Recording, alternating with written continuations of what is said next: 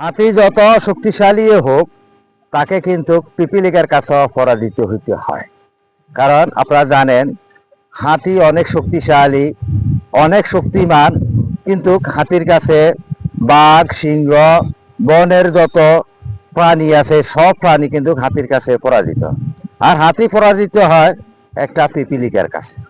তাই তো বলি, মানুষ যত বড় শক্তিশালী হোক সে কিন্তু নিচের স্তরের লোকের কাছে, মানুষের কাছেও কিন্তু সে পরাজিত হয়ে যাবে।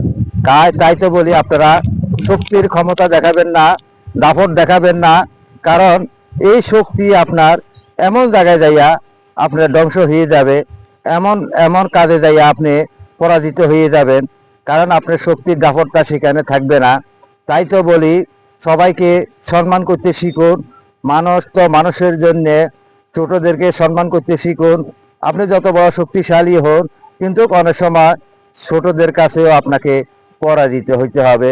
যেমনটি হাতির মতো, হাতি কিন্তু সকল প্রাণীকে সে পায়ের তলে দিয়ে সে পিষতে পারে, কিন্তু একটা পিপিলিকার কাছেও তাকে পরাজিত হইতে হয়।